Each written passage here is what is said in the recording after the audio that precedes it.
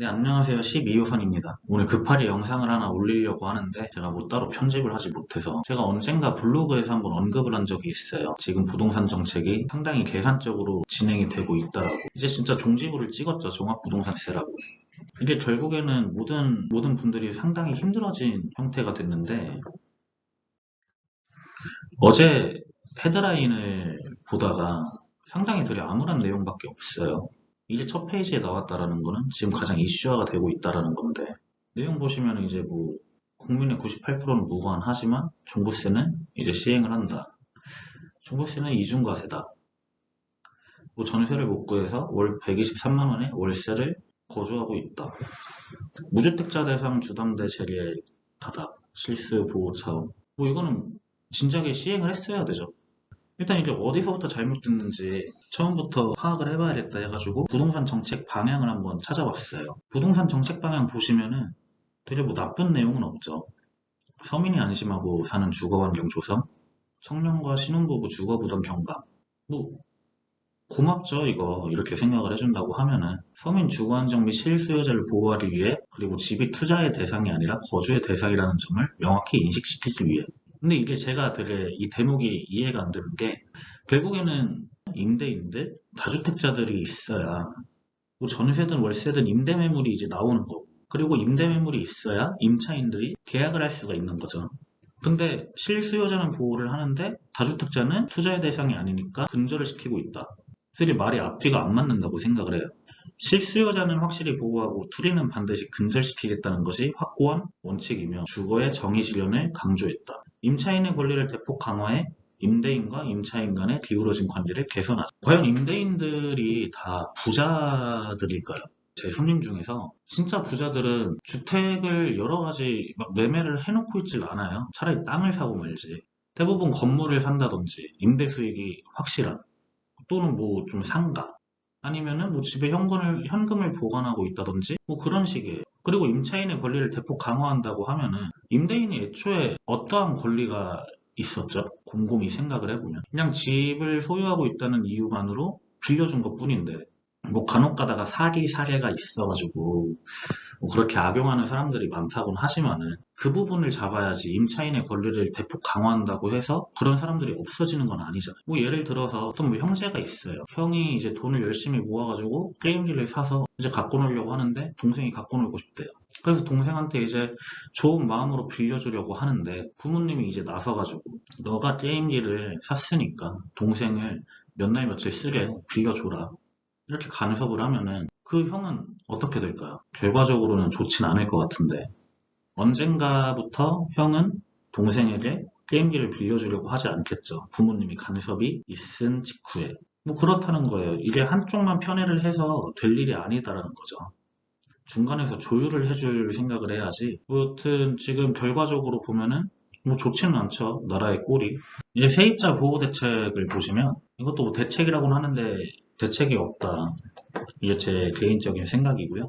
이 계약갱신 청구권으로 2 플러스 2 뭐 이런 게 있는데 임대료 인상을 이제 5%까지 제한을 한다. 지금 이제 부작용이 뭐냐면 임차인들이 갱신 청구권을 써요. 그러면 임대인은 5%를 이제 올리겠죠. 뭐 대략 이제 수도권 평균적으로 한 2억 5천에서 3억으로 생각을 해봅시다. 3억일 때 5%면은 1,500만 원이죠. 1,500만 원을 따뜻하고 낼 수 있는 임차인들이 과연 몇이나 있을까? 그렇다고 다시 이사를 가려고 했더니 다른 집들도 다 전세가 올라 있어.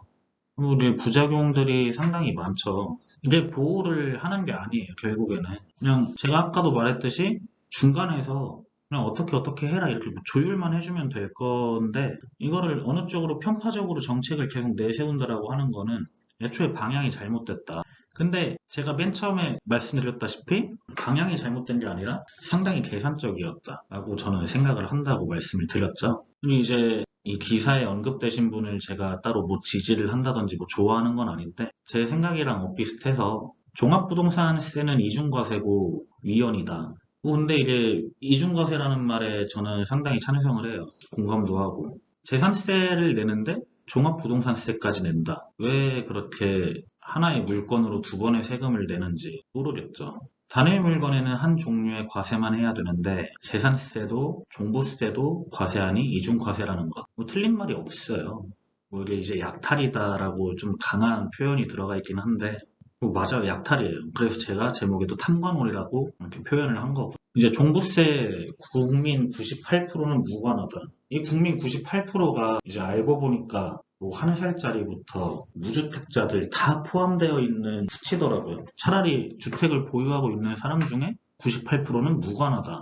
이러면은 아 이게 그래도 생각을 하고 낸 정책이구나 라고 생각을 할 텐데 아니 무주택자들까지 싸그리 모아가지고 통계를 내면은 이제 그냥 뭐 기준점을 잡기가 되게 힘들죠. 그리고 세액 5억 7천억을 예상한다. 이것도 좀 그래요. 이 수치를 나타내는 거는 그냥 제가 봤을 때는 지금 국가에 돈이 없으니까 세금으로 그냥 국고를 메꾸겠습니다. 뭐 이런 거 아닐까. 그리고 맨 마지막 단락에 보면은 종합부동산세 도입 취지에 맞게 운영될 수 있도록 최선의 노력을 할 것이다. 이제 도입하기 전에 좀 노력을 할 필요 없이 여러 방면으로 연구를 해서 정책을 내면 안 될까요? 일단 첫 시행이니까 시행착오가 있을 거를 국민들도 이해해 주겠지 하고 일단 돈 다 걷고 아 이게 좀 심했던 것 같으니까 세율을 뭐 낮추겠습니다. 꼭 한 번씩 뭐 욕을 먹어야 그렇게 바꾸는 건가요? 왜 그렇게 하는지 전 잘 모르겠네요.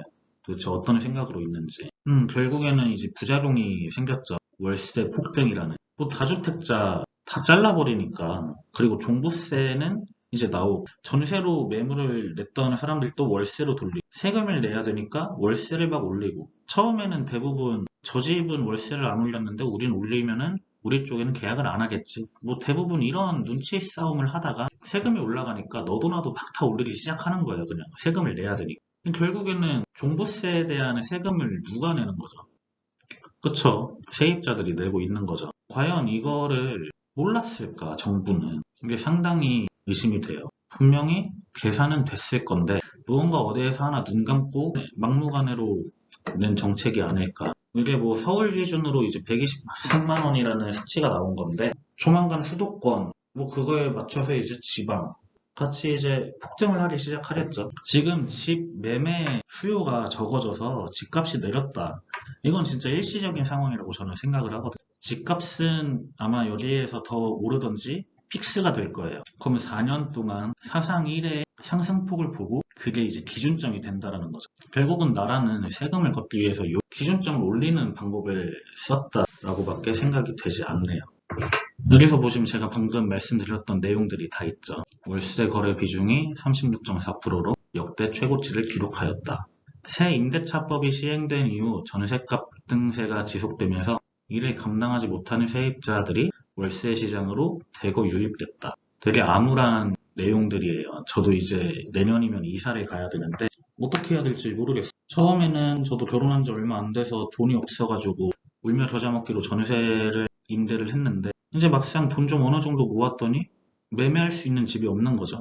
대부분 임차인들을 제가 상담을 할 때에는 전세나 월세 조금 저렴한 곳을 거주를 하면서 2, 3년 동안 돈을 열심히 모아서 매매를 할 거예요. 라는 의견을 갖고 계신 분들이 상당히 많은데 이걸 거진 다 짓밟은 거죠. 정부는. 그러니까 처음에 부동산 정책 방향에서 봤던 부담 경감에 대한 방향은 하나도 이행되지 않았다라는 거. 이게 과연 누구를 위한 정책인가 이렇게 의심을 하고 있는데 결국에 제가 내린 결론은 상당히 의도적으로 계산된 정책들이구나. 4년에 걸쳐서 이런 확신이 더 생기게 되는 날이었죠, 어제가.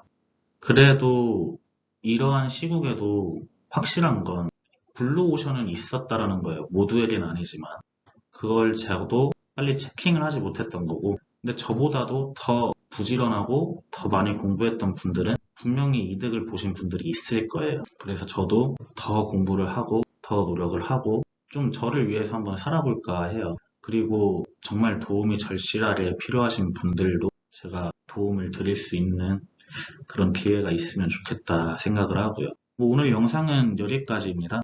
영상 내용이랑 발표하는 내용이랑 상당히 많이 부족한데 그래도 앞으로 더 발전하면서 더 좋은 내용으로 찾아뵙도록 하겠습니다. 감사합니다.